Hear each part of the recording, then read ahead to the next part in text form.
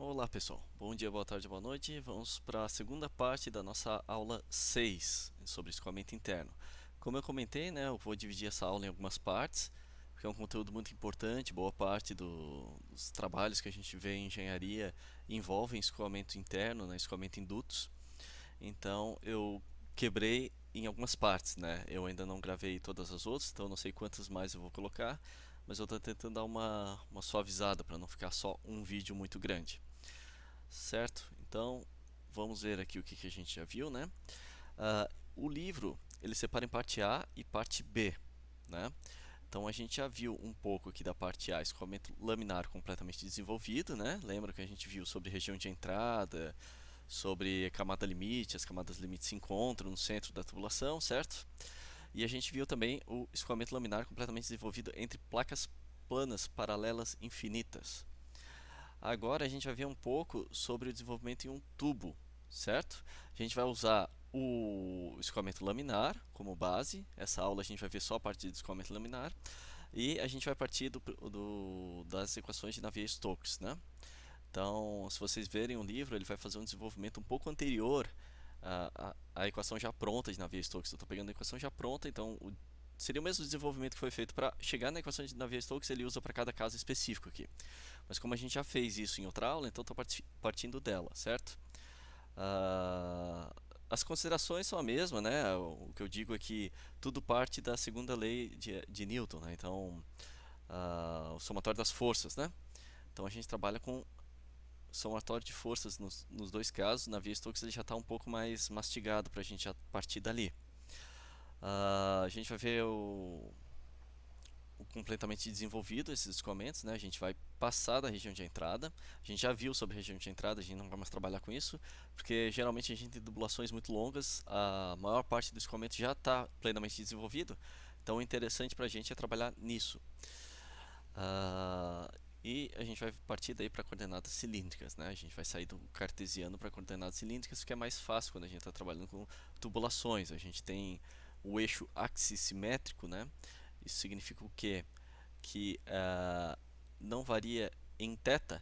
Por exemplo, eu tenho aqui um raio R, a minha velocidade do escoamento, digamos, né, olhando de frente assim, ela não varia em θ, ela é a mesma para todo θ, ele é axissimétrico. Ele é simétrico ao longo de θ. Não ao longo de R, né? Se eu pegar um ponto aqui no centro e um ponto mais afastado, ou mesmo na parede, a velocidade vai variar bastante, por exemplo. A velocidade no centro é máxima, na parede ela é zero em relação ao tubo. Mas facilita bastante usar coordenadas cilíndricas.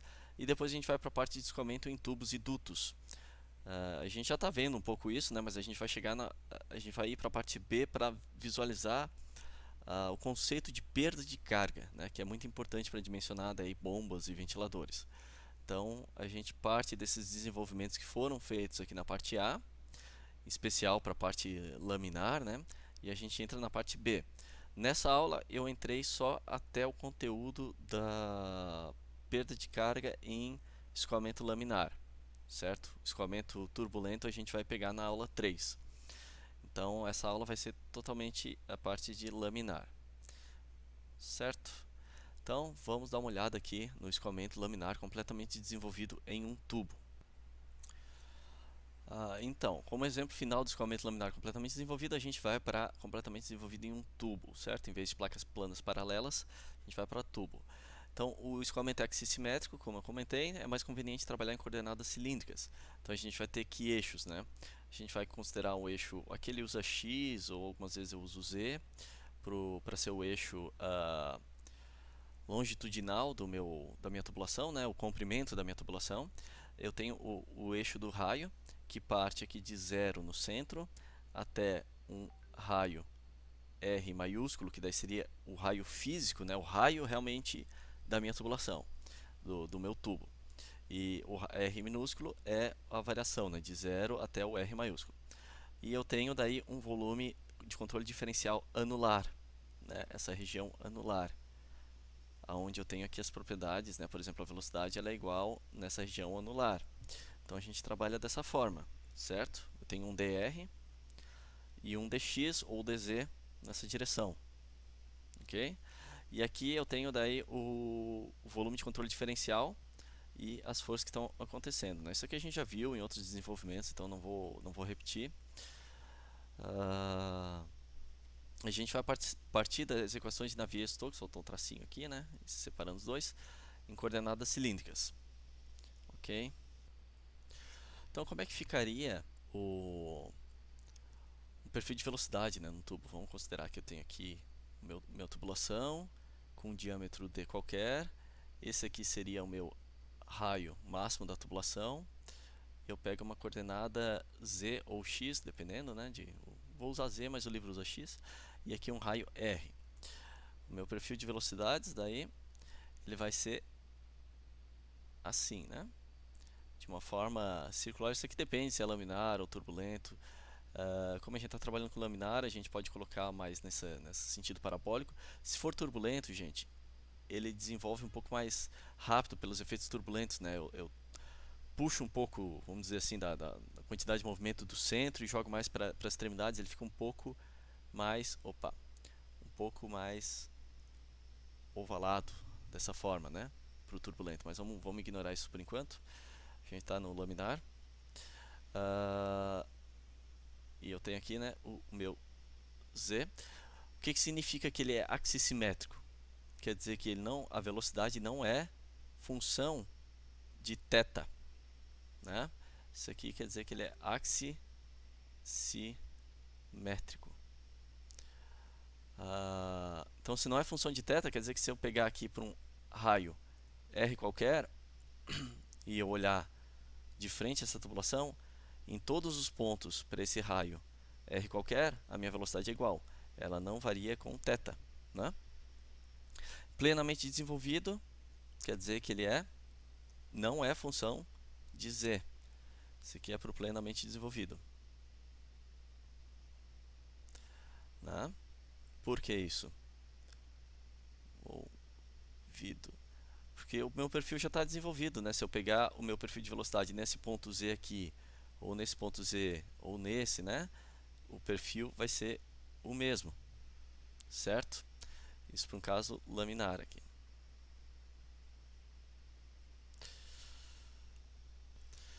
Então vamos fazer a equação de Navier-Stokes para uma partícula fluida nessa condição em coordenadas cilíndricas, né?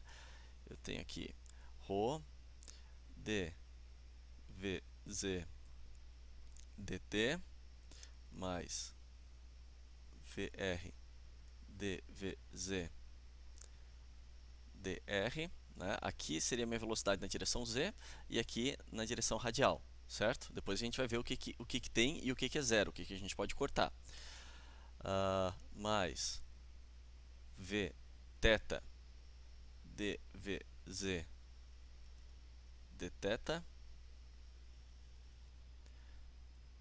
aqui sobre r mais vz. Vocês podem procurar essa equação em Navier-Stokes para coordenadas cilíndricas, tem lá no livro, né, o desenvolvimento.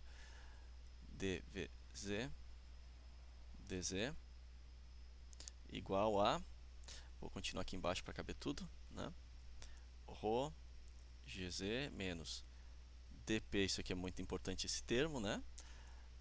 dp dz mais mi 1 sobre r d de dr r dvz dr mais 1 sobre r quadrado dvz quadrado dθ quadrado mais d2v, né? Z dz2. Aqui eu botei o contrário, não é a derivada de vz ao quadrado, é d, é a derivada segunda, né? d2vz. Ok? Então, esse aqui é o meu Navier-Stokes para coordenadas cilíndricas. Então, vamos ver o que a gente pode cortar daqui, né?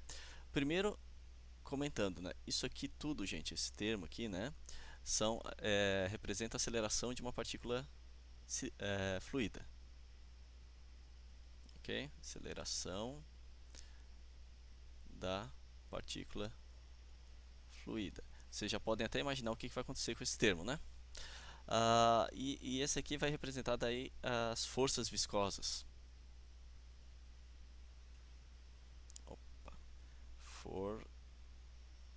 forças viscosas. Ok? Então vamos lá, vamos cortar os termos. Por que isso aqui corta? Né? DVZ, DT, ele é plenamente desenvolvido. Seria como eu dizer que ele está em regime permanente, né? Se é regime permanente, DVZ, DT corta. VR é nulo. Por quê? Se eu olhar aqui, eu não tenho componente da velocidade na direção R. Eu não tenho esse VR, ele não existe. Vou ter componentes de velocidade, ele já foi plenamente desenvolvido, né? Vou ter nessas condições componente de velocidade só em Z. Né? Então aqui é nulo, corta esse termo também. DVZ de θ. VZ não varia em θ, porque ele é axissimétrico, né? Ok? E DVZ dt, DVZ dz, ele não varia também porque é plenamente desenvolvido. A minha velocidade não varia conforme eu caminho em z, foi o que eu falei aqui, né? Desse ponto para esse ponto, a minha velocidade não está variando em z, o meu perfil de velocidades não está variando. Ele vai variar sim em r, né? Eu tenho numa condição de r igual a zero uma velocidade maior do que a condição de r aqui, por exemplo, numa condição intermediária, ou mesmo r igual a r maiúsculo, que daí a velocidade é zero. Mas ele não varia em z e não varia em θ. Né? Ele não varia em θ e não varia em z. Então corta, corta, corta. Então eu não vou ter componentes de aceleração, né? Então a partícula não acelera, né? Ela move com velocidade constante. Ela não se acelera, ok? Porque esse primeiro termo aqui nesse lado da equação, todo ele sumiu. Eu vou colocar aqui que é zero também, porque eu não tenho g de z, né? Ela é zero, olhando para cá. Eu poderia ter até g como função aqui do r, mas a gente está ignorando os efeitos da gravidade, né? Está desconsiderando uma simplificação se estiver trabalhando com fluido, por exemplo, fluido líquido, né? E uma tubulação na horizontal, então posso desconsiderar. Eu tirei aqui, não temos componente independente, eu não teria componente g em z, né? dPdz, esse termo aqui é importante, né? Ele é a minha perda de carga. A gente vai ver depois melhor o que significa isso aqui. Perda de carga. Bem importante esse termo. Ok? Os efeitos viscosos. Eu vou ter esse... isso aqui a gente teria que quebrar um pouco melhor. Mas o que é esse meu dVz dr? Isso aqui é a inclinação do perfil de velocidade. Inclinação do perfil de velocidade.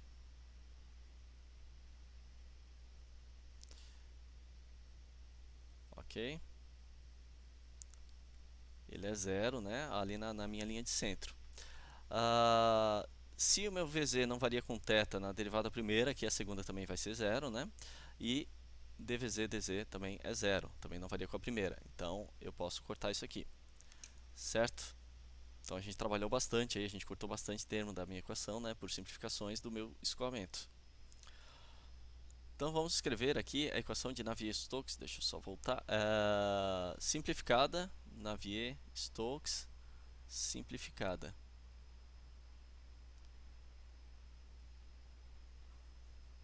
Para o eixo Z. Né? O que eu vou ter? Eu vou ter dP dz, que é a minha perda de carga, igual a viscosidade 1 sobre R d de dr de R dVz dr. Ok? O livro ele chega nesse resultado pela segunda lei de Newton, né? Ele faz o equilíbrio de forças, mas a mesma teoria, só porque é um desenvolvimento um pouco diferente, né? Aqui a gente partiu da equação de Navier-Stokes e foi simplificando. O livro ele faz um pouquinho diferente o desenvolvimento, mas chega na mesma solução, certo? Então vamos procurar a solução geral aqui, né? Eu tenho essas as derivadas parciais, vamos integrar para chegar na solução geral. Então vamos reformular aqui essa equação, né? Eu vou colocar o r para cá, r sobre μ, vou tirar tudo dali de dentro para ficar um pouco mais simples.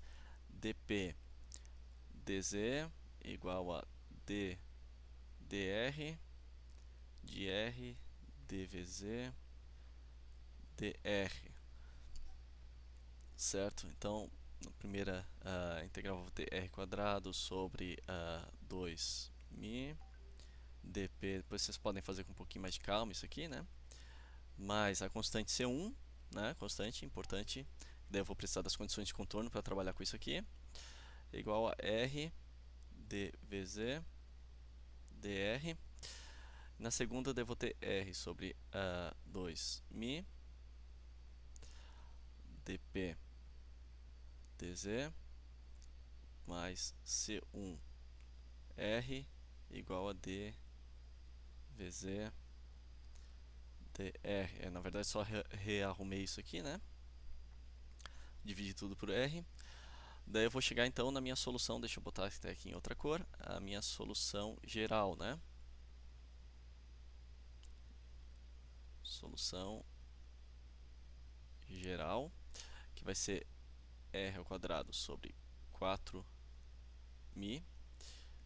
dp dz mais C1 ln de R mais C2 igual a V de Z. Aqui eu relacionei então a minha velocidade, que é função apenas de R, né?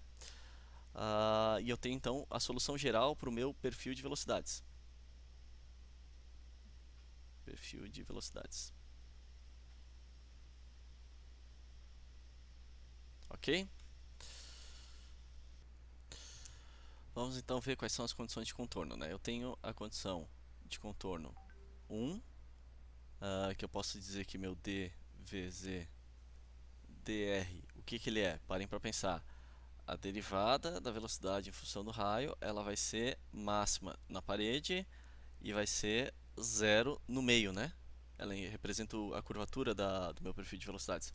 Então, para r igual a zero, que é o meio da minha tubulação, ela vai ser zero, certo? E a minha condição de contorno 2, essa é mais fácil, né? Que a minha velocidade z, ela é zero aonde? Se eu tenho uma condição de r zero no meio, r igual a r maiúsculo, né? Quer dizer, na parede do tubo ela é zero, certo? No outro a gente tinha usado, né, quando estava usando coordenadas cartesianas e placas planas infinitas, a gente podia usar a condição de zero na parede superior e inferior, né? Mas aqui a gente está trabalhando com coordenadas cilíndricas, ok, gente? Então tem que usar essas duas condições de contorno. A primeira a derivada é zero no meio e a segunda a condição de velocidade zero na parede, certo? Voltando para a equação de antes, né, da solução geral, a gente tem um problema se eu colocar r igual a zero aqui, né, a gente também teria uma certa instabilidade aqui com o meu ln igual a zero. Vamos ver o que implica isso aqui. Se eu voltar e colocar zero no meu nessa minha equação. Nessa daqui, a gente vai voltar até essa daqui, ó, certo? A gente não vai nem trabalhar na solução geral. Essa daqui vai ser mais fácil, eu acho, de visualizar porque que o meu zero vai dar uma instabilidade, né? Como é que vai ficar isso aqui, né? Se eu voltar para ela. R sobre 2μ dp dz mais C1 sobre R igual a dvz dr. Por que eu voltei nessa daqui? Porque eu tenho um termo dvz-dr onde eu consigo colocar ele para a condição de r igual a zero, ele é zero, né? Então é mais fácil trabalhar já aqui, eu coloco ele como zero, né? Isso aqui vai ser igual a zero. E qual é o problema que eu criei? Eu vou ter zero aqui, então tudo bem, esse primeiro termo some, né? Isso aqui é igual a zero, né? Como eu coloquei já aqui. Mas eu tenho C1 dividido por zero, né? Então, a única forma disso aqui não ser fisicamente inconsistente, né? Isso implica que fisicamente meu C1 ele tem que ser zero. né? Esse meu termo ele não vai existir, esse meu termo, né? E eu também posso ver aqui no meu termo do LN, né? Ele também traria problemas aqui. Então o meu termo C1 ele tem que ser zero para essa primeira condição de contorno aqui. Agora a gente vai ver a segunda condição de contorno, certo? Então eu vou voltar lá da minha solução geral, sabe que agora meu termo C1 é zero já. Eu tenho a velocidade Z de R igual a R quadrado sobre 4 viscosidade dp dz mais C2, ok? Agora eu vou colocar como meu R, eu substituo por R maiúsculo, e eu tenho que a velocidade vai ser zero, né? Então eu vou botar, vamos replicar isso aqui. V z para R igual a R é igual a zero, que é igual a R quadrado 4 mi dp dz mais C2. Isso implica que o meu C2 é igual a menos R maiúsculo, né? Esse R maiúsculo, pessoal, é o raio efetivo da minha tubulação, hein? Não é uma variável, é uma constante. 4 mi dp dz, certo? Então a gente vai conseguir a minha solução particular para esse caso. Solução particular para esse caso específico, né? Aonde o meu o VZ, né? O entre parênteses não é o Z. VZ é função do quê? De R. VZ como função de R é igual a 1 sobre 4 mi dp dz R minúsculo ao quadrado menos R ao quadrado. Então essa daqui é a minha solução particular e mostra que o meu perfil é parabólico, né? Perfil parabólico de velocidades. Ok? Então a gente tem o perfil parabólico aqui, né? Uma aproximação que eu posso fazer, né? Eu posso considerar, na verdade, se eu considerar que a variação de pressão aqui é linear em Z, né? O menos ΔP, depois a gente vai ver porque esse sinal menos, né? Porque, na verdade, se a gente tem um escoamento numa tubulação, a gente tem que ter um gradiente, né? Negativo, se o escoamento está acontecendo por causa da diferença de pressão. Tem que ter uma pressão maior aqui e aqui menor, isso que vai gerar o meu escoamento, né? E essa diferença de pressão, geralmente ela vai ocorrer, né, redução de pressão devido aos efeitos de atrito no meu escoamento, né?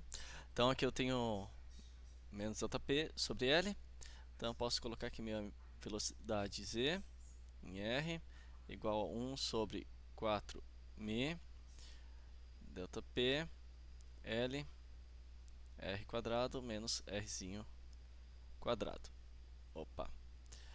Então, se eu tenho um perfil de velocidades, eu consigo daí, a partir desse perfil, encontrar diversos outros parâmetros, né?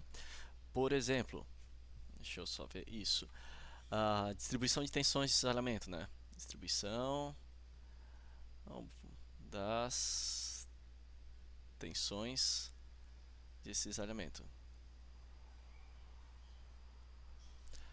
Ok? Então, eu tenho aqui meu tal de Rz igual a mi, né? Como é que era a distribuição que a gente tinha visto, né? dV dr, em vez de z aqui.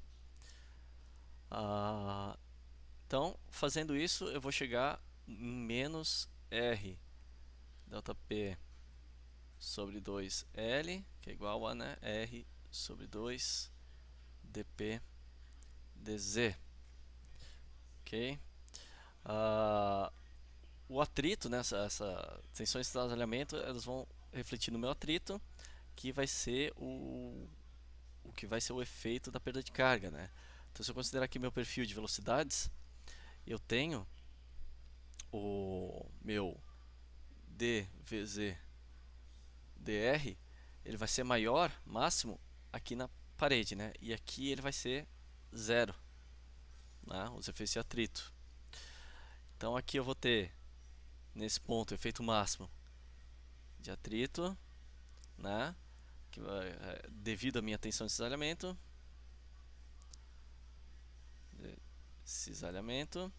e isso aqui vai ser a minha perda de carga, vai correr principalmente devido a esse atrito, né? Perda de carga. A gente vai ver um pouco mais de perda de carga depois.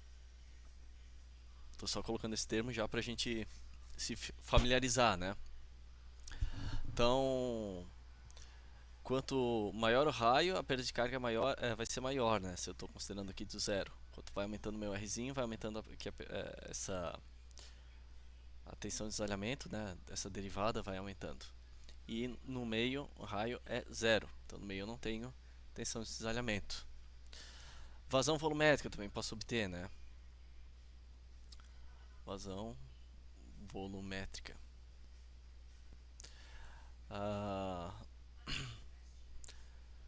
O que vai ser o meu Q? Que é a minha vazão volumétrica, né, em metros cúbicos por segundo, é a integral sobre a área da velocidade dA, né? Isso posso colocar como integral de 0 a r de u, ou velocidade, né, v de z. Deixa eu só, vamos apagar porque fica mais fácil.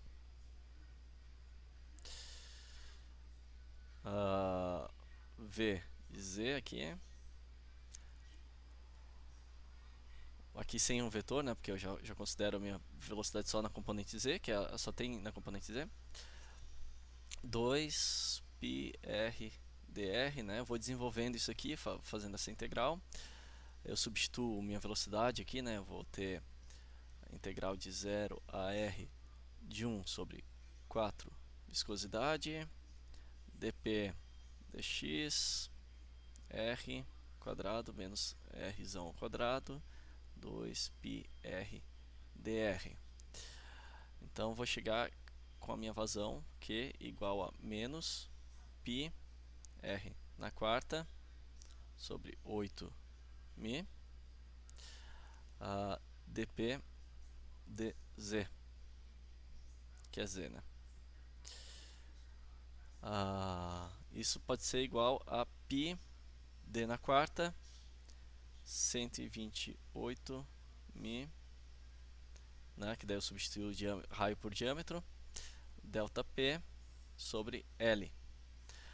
O que é esse meu delta P e o que é o L, né? Eu vou ter aqui a entrada da minha tubulação, vamos considerar assim, meu ponto 1 e aqui o meu ponto 2. L vai ser o comprimento da minha tubulação, né? Daí eu vou ter aqui uma pressão P1 e aqui uma pressão P2. Então, meu delta P sobre L vai ser igual a P1 menos P2 sobre L, que é igual também a menos dp dz, certo? Esse é o meu gradiente de pressão aqui. Bom, também posso achar aqui a minha velocidade média. Deixa eu colocar em cima como é que seria a minha velocidade média, que é igual ao meu v médio, é Q sobre A. Meu v médio vai ser menos r ao quadrado sobre 8μ dp dx. Daí com isso a gente consegue resolver uma série de exercícios, né? Vamos pegar, por exemplo, um viscosímetro simples e preciso, pode ser feito usando um tubo capilar, né? Um tubo com diâmetro bem fininho em relação ao seu comprimento. Se a vazão em volume e a queda de pressão forem medidas, então eu tenho aqui minha vazão volumétrica, né? Q ou Q ponto, dependendo da literatura, e a queda de pressão, então também tenho o meu delta P. Forem medidas, a geometria do tubo for conhecida, então eu sei qual é o meu diâmetro.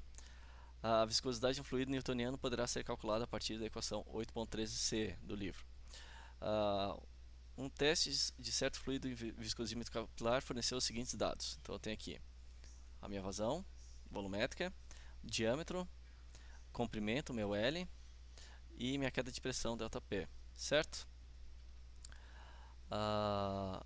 Determinar a viscosidade do fluido. Então a gente pode, aqui tem o exemplo, né? Meu ponto 1, ponto 2, aqui tem todas as informações. Quais são as considerações que a gente vai fazer? 1. Escoamento laminar, certo? 2. Regime permanente. 3. Escoamento incompressível. 4. Completamente desenvolvido. Não estou trabalhando na região de entrada, né? 5. Estou considerando o tubo na horizontal. Ok? Então, vamos ver como é que vai funcionar isso aqui, né?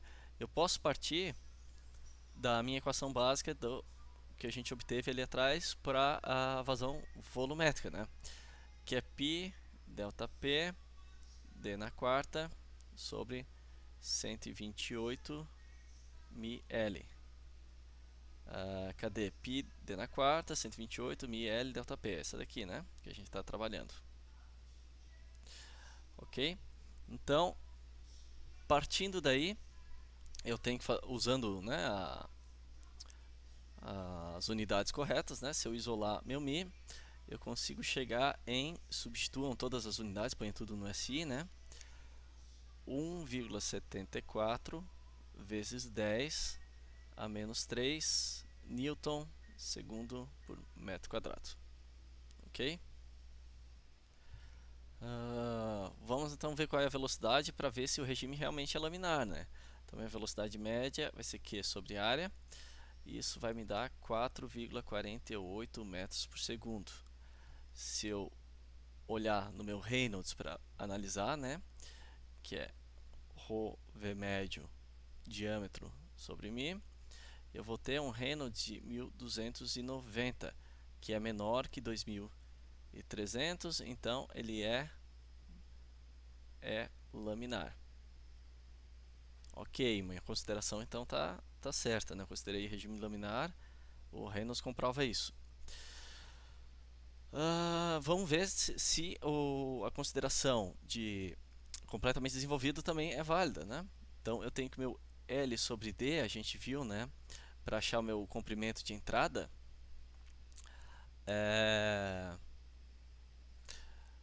vamos chamar aqui comprimento de entrada, é aproximadamente 0,06 Reynolds, né? Então, o meu Reynolds aqui é 1290, substituo, eu vou achar que meu LE sobre D vai ser igual a 77,4, certo? Se eu multiplicar pelo diâmetro, né, que é deixa eu encontrar aqui qual é o meu diâmetro, 0,5 milímetros, eu vou achar que meu comprimento de entrada é igual a 0,0387 metros, passando para metro, né? E meu comprimento total do tubo é 1 metro. Então esse aqui é muito menor, né? Muito menor. Então quer dizer que para 1 metro, só uma região muito pequena ali na entrada vai ser a região de entrada. A partir dessa regiãozinha pequena aqui, ele já vai ser completamente desenvolvido. Então, ok, eu vou considerar o escoamento em toda a parte do tubo completamente desenvolvido, certo? Então, terminando isso, a gente vai entrar agora na parte B do livro, certo? Então, a parte B, a gente vai ver escoamento em tubos e dutos, né? A gente já estava vendo, mas a gente estava vendo as considerações, né, de como calcular alguns parâmetros, perfil de velocidade, né? Agora a gente está vendo vou analisar o escoamento em tubos e dutos do ponto de vista da energia, né, de perda de carga. Então a gente vai ver primeiro no seção 8.6 do livro, né, que é considerações sobre energia no escoamento de tubos, e 8.7, cálculo de perda de carga. Leiam, né, o capítulo inteiro do livro, mas alguns desenvolvimentos eu vou fazer um pouco diferente de como foi feito no livro, certo? Então, a gente vai estar interessado em determinar fatores que afetam a pressão do fluido incompressível quando ele está escoando num tubo ou um duto, né? Então a gente também pode usar dutos, né? Não precisa ser circulares, a gente daí depois pode introduzir o conceito de diâmetro hidráulico se eu estiver trabalhando com seções diferentes da circular, mas a princípio vamos fazer o desenvolvimento para seções circulares, certo? Então se a gente inicialmente vamos ignorar o atrito. Até agora a gente está vendo fatores que dependem do atrito, mas se a gente ignorar o atrito inicialmente, ok? Então eu vou ter aqui P sobre ρ mais V quadrado sobre 2 mais GZ. Vamos partir aqui para a equação de Bernoulli. Certo? Isso aqui é uma constante. O que isso está me dizendo, né? Algumas considerações que essa equação para um escoamento sem atrito me diz, né? Eu não tenho perda de carga, depois a gente vai ver um pouco mais sobre perda de carga, mas ela vai me dizer que o que tende a levar a um decréscimo de pressão, né? Que tende a um decréscimo de pressão. Opa, decréscimo de pressão, o que é? Tá? Se eu tenho isso aqui é uma constante, né? Eu posso dizer que isso P1, V1, GZ1 igual aqui a P2 sobre ρ mais V2 quadrado mais GZ2, né? Na posição 1 e na posição 2. Então, se a gente analisar só o meu ΔP, vamos fazer o seguinte, a gente vai ignorar um parâmetro e analisar dois. Então vamos pegar primeiro esses dois aqui, certo? O P é sempre que a gente está olhando, o ΔP, né? Se eu ignorar GZ2 e GZ1, vamos dizer que é um tubo horizontal, não tem variação de cota. Se não tem variação de cota e eu diminuo a área, diminuindo a área vai aumentar a velocidade, né? Porque é incompressível. Então, eu diminui a área de seção transversal do tubo, aumentou a velocidade. Se aumentou a velocidade, esse meu termo aqui vai aumentar. Para isso manter constante, né, com o outro lado, consequentemente, meu termo da pressão 2 vai cair.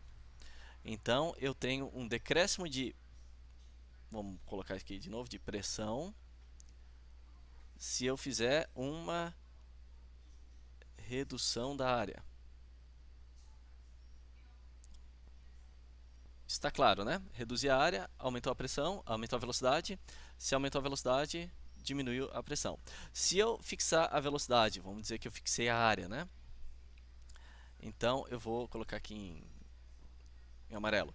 Eu fixei esse aqui e eu aumentei a minha cota, né? Aumentei a posição, aumentei a altura. Meu escoamento está subindo. Aqui é meu ponto 1, aqui é meu ponto 2. Né? Com seção transversal constante. Então aqui ficou constante e aqui aumentou. Se aumentou isso aqui também, por consequência, eu vou ter que diminuir esse P2, o fator de P2, para manter constante. Né?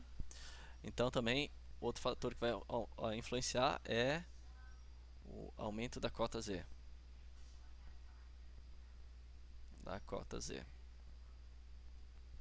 Ok? Então são dois fatores que podem aumentar a pressão. E o contrário também é válido, né? Vou botar aqui, o contrário é válido. O que significa isso? Significa que, né, se eu aumentar a seção transversal, vai aumentar a pressão, que daí diminui a velocidade e aumenta a pressão. E se eu baixar a cota, também vai aumentar a pressão, né? Isso quer dizer, a gente está dizendo que tende, né? Porque eu posso ter, por exemplo, também o que esses fatores tendem a aumentar ou tendem a baixar a pressão, porque eu posso ter eles combinados, né? Eu posso ter, por exemplo, um aumento de área com um aumento de cota. Então, o aumento de área ia aumentar a pressão e o aumento de cota ia baixar a pressão. E isso pode acabar fazendo com que a pressão seja constante, né, ao longo do tubo. Mas os efeitos combinados. Isso tudo para um caso sem atrito, né? Uma coisa que a gente tem que levar em consideração é que, na realidade, a grande maioria dos escoamentos a gente vai considerar eles com a viscosidade, né, com atrito. Então, eles vão ocorrer com atrito. né? E frequentemente são turbulentos. Então a gente não vai usar a equação de Bernoulli, né? Ela pode ser usada, dependendo do caso, como uma aproximação, mas geralmente a gente tem esse efeito de atrito que ele vai constantemente reduzir a constante de Bernoulli. O que significa isso? Que conforme eu vou andando na minha cota Z, né, ao longo do tubo, esse valor aqui, que seria essa constante, vai baixando por causa dessa perda de carga, né? Esse efeito que vai influenciando. Isso representa uma perda de energia mecânica, né? Então, quando eu tenho isso, a gente pode ver, né, no escoamento laminar, de forma simples, bom, mais simples que a turbulenta, pelo menos, que o próprio escoamento ele gera uma queda de pressão. Uma queda de pressão.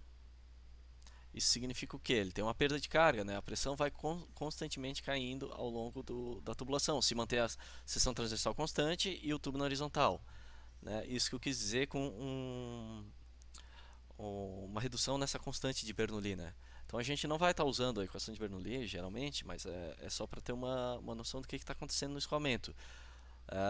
São os fatores que podem influenciar para redução da pressão, são aqueles ali que eu comentei, mas também tem um fator do atrito que pode influenciar para a redução da pressão, constantemente ao longo de uma tubulação, certo? Então o que a gente tem que fazer é substituir a equação de Bernoulli por uma equação de energia que leva em consideração também essa perda de carga, certo? Então eu tenho três fatores que tendem a reduzir a pressão no escoamento tubular: diminuição da área, né, do tubo, a ascensão da inclinação ou atrito. Então vamos até colocar aqui, né? Além desses dois, se tiver atrito, também vai. Se tiver atrito, também vai proporcionar um decréscimo na pressão, certo? Então, esses são os fatores. Na sessão anterior, né, anteriormente, a gente viu que a queda de pressão, eu posso colocar como meu ΔP como 128 mi L Q sobre pi D. Isso saiu dessa própria desenvolvimento aqui do meu Q, né? Eu jogo para lá, meu ΔP e jogo o Q para cá, certo? Na verdade, eu jogo os outros parâmetros para lá, né? Eu isolo meu ΔP nessa equação, eu chego daí nessa daqui, certo? Então eu tenho um desenvolvimento já de queda de pressão, considerando só um escoamento horizontal, na mesma cota, laminar, né? Com a seção transversal constante. Eu tenho já aqui um parâmetro que leva em consideração a queda de pressão devido ao atrito dos efeitos viscosos. É importante saber, né, que eu não consigo desenvolver uma equação analítica similar para escoamento, porque isso aqui é analítico, né? Para escoamento turbulento. Então muitas vezes a gente leva em consideração experimentos empíricos. Então eu tenho curvas semi-empíricas ou empíricas para levar em consideração o ΔP de uma tubulação real, né? Com escoamento turbulento. Ou até mesmo mais para frente a gente vai ver rugosidade da superfície, né? Isso pode influenciar ou não. Outra distinção que a gente vai fazer são as perdas maiores e perdas menores, perdas de carga. As maiores são devido ao atrito de uma tubulação. Quando a tubulação está na horizontal, diâmetro constante, ou pode até ter variação de cota, mas é o da tubulação. E as perdas menores daí envolvem quando eu tenho cotovelos, né, quando eu tenho aqui válvulas, né? Então, geralmente, como é que funciona isso aqui? Eu vou ter a perda maior e vamos dizer que eu tenho 100 metros de tubulação. Então, eu vou calcular para esses 100 metros aqui a perda de carga, mas nessa tubulação eu tenho, vamos dizer, 5 joelhos, né? Então, eu vou colocar um fator, é uma forma de trabalhar com isso, né? Eu coloco um comprimento equivalente. é como se eu estivesse trabalhando numa tubulação de seção reta, né, seção transversal constante, reta, horizontal, mas eu tenho um comprimento equivalente, que essa seção equivale ao número X de válvulas, de cotovelos, de todos esses parâmetros que podem influenciar, né? Eu uso a mesma conta, só porque eu coloco um comprimento equivalente para isso, né? Essa é uma forma de se trabalhar com perda de cargas. Então vamos ver agora as considerações de energia no escoamento de tubos. Vamos fazer uma análise da energia no tubo. Então, considera que eu tenho aqui um tubo, né? Eu tenho uma região de entrada e uma região de saída. Eu vou ter uma pressão de entrada que é maior que a pressão de saída, que promove o meu escoamento, né? E aqui eu tenho a minha pressão de saída, certo? Isso aqui está em regime permanente. E aqui eu vou ter uma vazão máxima M ponto, né, que representa M ponto quilogramas por segundo, hein, gente? Vamos fazer então o meu volume de controle. Eu peguei o volume de controle na minha seção, no meu tubo, certo? E agora a gente vai ver quais são as equações que a gente vai usar. A gente vai usar duas, né? Primeira, a gente vai usar a equação, né, da conservação da massa. Continuidade ou conservação da massa, certo? Então eu vou ter o quê? Que meu M ponto de entrada é igual ao meu M ponto de saída. Ela é constante, né? Quilograma por segundo. Para essas condições, diâmetro constante e tal, isso aqui a vazão máxima também seria, a vazão volumétrica também seria, porque é incompressível. Mas a vazão máxima sempre vai ser, se eu tenho só uma entrada e uma saída, né?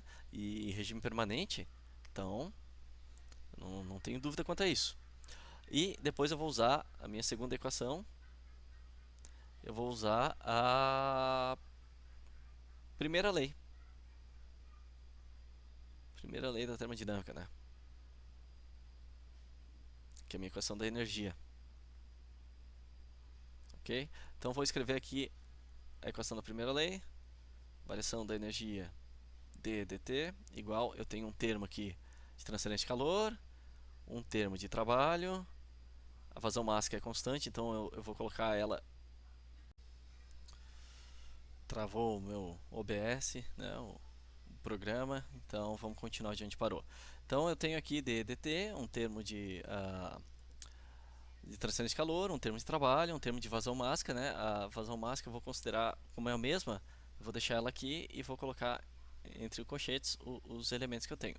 Então eu tenho uma entalpia na entrada, velocidade VE, velocidade da entrada ao quadrado sobre 2, mais GZ da entrada, né? Menos H na saída, mais velocidade de saída quadrado sobre 2, mais GZ da saída, né? Aqui eu tenho algumas componentes, né? O que eu posso identificar daqui? Eu tenho a componente da energia cinética, né, aqui na forma da velocidade, a potencial aqui no GZ. Então isso aqui eu posso cortar, porque é horizontal aqui, né, o meu tubo. Não tenho variação de cota aqui. Eu posso também cortar o trabalho, eu não tenho nenhum trabalho sendo realizado aqui, né? Eu posso ter uma transferência de calor, o D, dt é regime permanente, então aqui regime permanente eu posso cortar. O D, dt, pessoal, quer dizer, o Q, a transferência de calor, eu posso ter se não for completamente isolado. A gente vai deixar esse termo aqui agora, né? Se o meu escoamento não for isolado, eu vou ter esse termo de transferência de calor, né?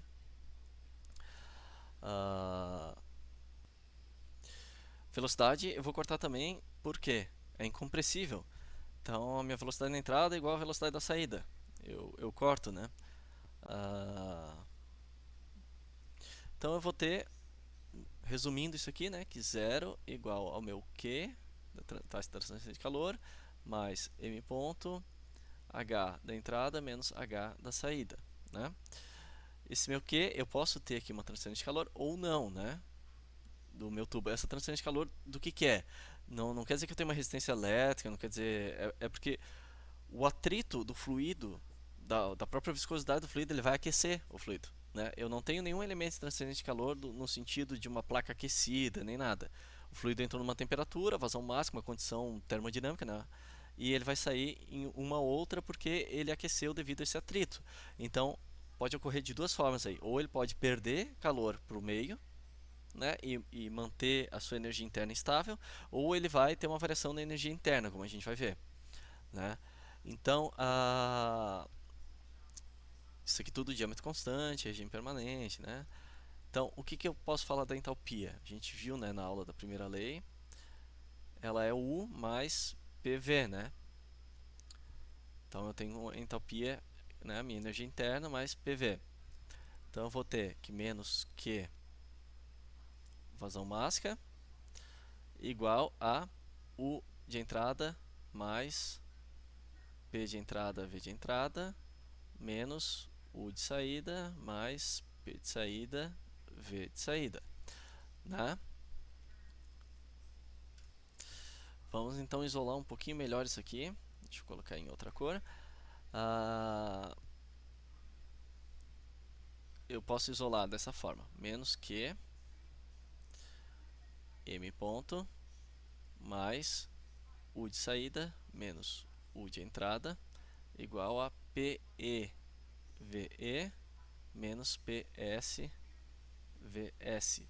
Se é incompressível, meu Vzinho vai ser constante, né? Então eu posso cortar isso aqui. No final eu vou ter menos Q M ponto mais US menos UE igual a PE, PE menos PS sobre Rho, né? Na verdade eu não cortei. Se ele é constante, eu só juntei os dois termos, né? Sobre Rho, que isso aqui vai ser igual ao meu delta P sobre Rho. Aqui é importante, pessoal. O que, que é o meu... Esse termo aqui, ele vai ser o quê? Esse vai ser o termo da perda de carga. Perda de carga, certo? E esse primeiro termo é a explicação física de por que, que a gente tem perda de carga, né? A perda de carga representa uma dissipação de energia mecânica em energia térmica, em forma de energia térmica. Isso vai acontecer, né, ou na forma da dissipação aqui no meu Q, que está saindo a transferência de calor, ou eu posso ter uma variação na energia interna, né? Se a tubulação for capaz de dissipar a transferência de calor, né, eu posso não ter variação da energia interna, mas se for isolado, eu vou ter só o termo de variação da energia interna. Mas isso aqui seria então o meu termo de dissipação. Dissipação, certo? Então eu tenho aqui a perda de carga e o termo de dissipação. Isso aqui partindo através da primeira lei, né? Conservação da energia aqui, certo? Nós podemos chamar todo aquele termo de dissipação de H. Esse H é um termo que vai estar associado à minha perda de carga, que é o meu ΔP sobre Rho, que é a definição da minha perda de carga. Minha perda de carga. Qual é a unidade da perda de carga? Kilojoule por quilograma, certo? Então isso aqui foi a seção 8.6, né? Do livro. No livro ele faz um desenvolvimento um pouco diferente. Ele chega no final com todos os termos. Então como é que ele vai escrever isso aqui? Vai colocar P1 sobre Rho mais alfa 1 V1 sobre 2 ao quadrado mais G Z1 menos P2 sobre Rho mais alfa 2 V2 quadrado médio sobre 2 mais GZ2. Você já deve ter reparado alguma coisa acontecendo aqui, né? Igual a minha perda de carga. Deixa eu definir o que é esse meu alfa. Alfa é o meu coeficiente de energia cinética. coeficiente de energia cinética. Por que isso aqui? Porque às vezes eu vou preferir trabalhar em termos, né? Em termos de velocidade média. Então ele é como se fosse um fator de correção, para em vez de eu colocar a velocidade aqui, que é uma função de R, né, eu coloco a velocidade média e esse coeficiente de energia cinética, né? Uma aproximação que a gente usa, né? A aproximação para tubo circular, aí, para nossos cálculos de escoamento em tubo, é considerar ele igual a 1 mesmo, certo? O que acontece se eu fizer alfa igual a 1 e perda de carga, né, igual a 0? Se eu não tenho perda de carga, não tem perda de carga devido ao atrito, e o meu alfa é igual a 1. Isso aqui vai virar a equação de Bernoulli, né? Então isso aqui vira, vamos voltar para cá, porque eu estou falando aqui de baixo, nessas condições. Vira Bernoulli, né? O meu alfa vira 1, eu jogo o negativo para o outro lado, porque aqui eu tenho um 0, eu vou ter que o P1 sobre ρ, V1 quadrado sobre 2, mais GZ1, igual a P2 sobre ρ, V2 quadrado sobre 2, mais GZ2, né? Eu tenho a equação de Bernoulli aqui, é uma constante. Então, realmente, o que não deixa isso aqui virar constante vai ser a minha perda de carga aqui, como a gente já tinha comentado antes. A última sessão aqui da aula, né, eu vou comentar cálculo de perda de carga para escoamento laminar. Daí o turbulento fica para a próxima, certo? Então, a gente está trabalhando com perdas maiores, né, devido ao atrito. Se eu fizer aquele mesmo desenho, né, vamos fazer aqui de novo o mesmo desenho. Eu tenho aqui a condição de saída, aqui a condição de entrada. Esse aqui vai ser o meu volume de controle. Volume de controle e uma vazão máxima, né? O que é minha perda de carga? É o meu ΔP sobre ρ, que é igual a P de entrada menos P de saída sobre ρ. Isso aqui é um ρ, tá, gente? Isso aqui porque, voltando nessa equação aqui de antes, eu considerei nesse exemplo a velocidade 1 igual a 2, some, né? Meu alfa eu considerei 1, a velocidade 1 igual a 2, some, e o meu Z1 igual a Z2, também some, né? Então eu tenho ΔP sobre ρ igual ao H, que foi o que a gente achou aqui em cima, né? Que a gente tinha feito essas considerações antes. Aqui é só porque eu parti dessa daqui porque foi a que o livro me entregou no final, certo? Só para comparar que chegou no mesmo desenvolvimento, chegou no mesmo resultado. Porque conforme eu fui desenvolvendo, eu fui fazendo essas considerações. Então eu tenho aqui ΔP sobre ρ, né? Se eu lembrar o que foi desenvolvido anteriormente para escoamento laminar plenamente desenvolvido, né? E eu vou ter que o meu Q, essa equação vocês lembram, né? Q é igual a π ΔP diâmetro na quarta sobre 128 μL. Eu consigo isolar o ΔP daqui, né? Eu tenho um ΔP aqui para jogar depois aqui. Deixa eu só apagar porque vai ficar confuso depois para enviar para vocês. Então, o que eu posso fazer, né? Eu posso isolar o meu ΔP. Vamos lá. Meu ΔP igual a 128 μL Q sobre π d na quarta, onde o meu Q, eu também já cheguei numa relação para isso, que é a velocidade média A, que é velocidade média π d ao quadrado sobre 4, né? A área. Então, eu consigo chegar aqui na minha equação, que eu vou chamar de equação 2. A gente vai ver o que é equação 1. Se eu substituir meu Q aqui, eu chego na equação que é, vamos até botar em outra cor para não confundir, colocar em vermelho. ΔP igual a 32 L sobre D. Daí vocês podem fazer esse desenvolvimento, né? Bem simples. Mi V médio D. Certo? Essa daqui vai ser a minha equação 2 e essa daqui vai ser a minha equação 1. O que eu vou fazer? Vou jogar 2 em 1.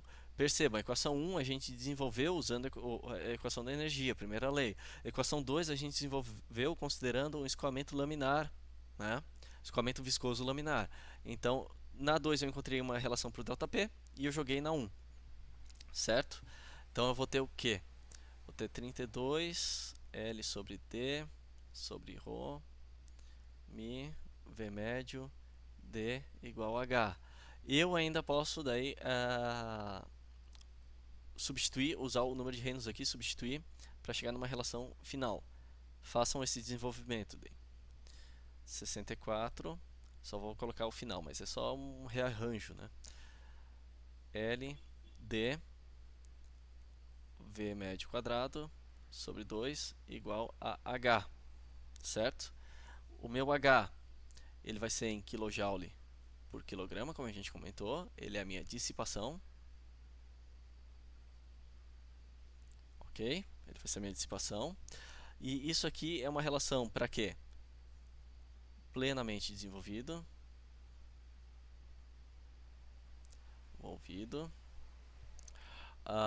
laminar em dutos, ok? O importante, gente, é que essa minha relação aqui de perda de carga, né, de perda de carga, ela é analítica. Então ela foi desenvolvida usando as teorias, né, que a gente conhece, o comportamento físico, ela é analítica, ela não é experimental, certo? Daí para regime turbulento a gente vai ter que usar correlações experimentais. Então com isso a gente termina a parte 2 dessa aula de escoamento interno. Nessa semana está um pouco mais puxada, mas semana que vem é exercícios só. E eu vou postar uma aula de exercício resolvido. Então a gente termina a nossa parte 2 e a próxima aula eu gravo a parte 3. Vamos ver quantas mais a gente vai precisar para terminar esse conteúdo. Então tá, gente, um abraço e até a próxima.